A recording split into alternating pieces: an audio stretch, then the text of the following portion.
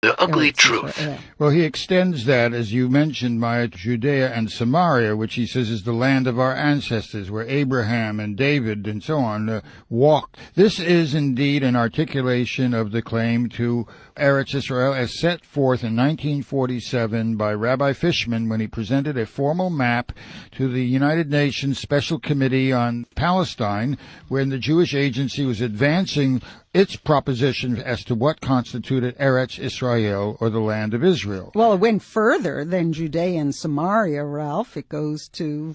They produced a map, as we've often discussed on Taking Aim, based upon the second volume of Theodor Herzl's historic work on the Zionist project.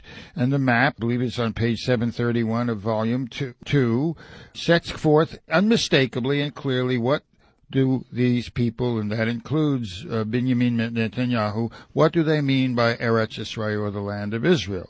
All of Palestine, all of Cisjordan, all of Lebanon, 2/3 of Iraq, 1/2 of Syria, the southern tier of Turkey, 1/3 of Arabia, Egypt up to the Nile, including Cairo, indeed, even Kuwait.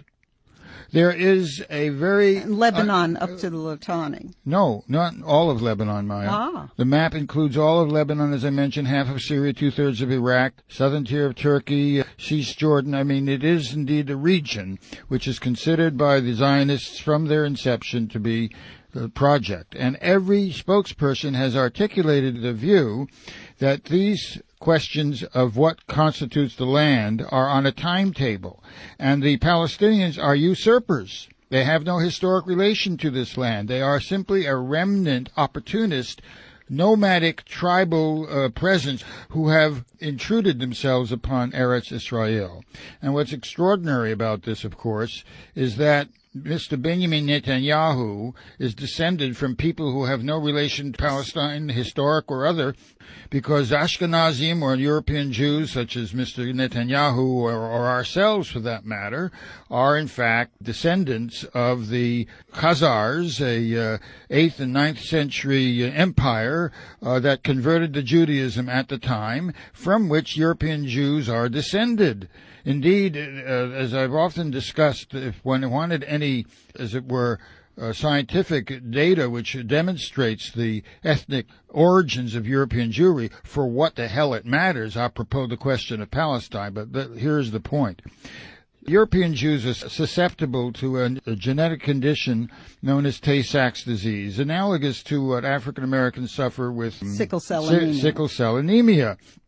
What's interesting about this is that only European Jews are susceptible to this genetic trait. No Semitic people is. That means none of the Jews from the Arab East, the Mizrahim. From Yemen or from Iraq. Yemen or Iraq or North Africa or any of the areas of the region, because like their Arab brothers and sisters, who are, as are the Arab Jews, the Palestinians would be converts to Islam. Well, the point is very ironic, as we've often made it, and I think we should take just this brief moment to emphasize this. Who do you think was converted to the proselytizing and dynamic Islamic religion in the 6th century? The indigenous inhabitants. They were Jews. They were non-believers. They were Zoroastrians. They were people of various local religious and other views, animist views. The irony of all this is that the Palestinian people have a greater genetic link to the Jews of the region by descent than the Ashkenazim, who have no relation to this region whatsoever. So this is essentially a racist and pseudoscientific attempt historically to lay claim to an area and to translate their God into a real estate agent. This belongs to you, and this belongs to you, and da-da-da-da-da.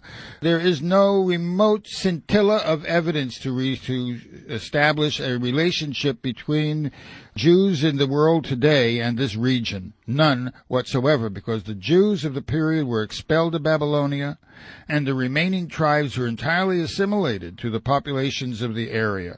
And indeed, they are the antecedents of the Palestinian population. They have a greater relationship to the Hebrews of the early period than any Ashkenazim, who is none whatsoever, by way of punctuating the irony and the point about the nature of a colonial settler project as an instrument of imperial conquest and nothing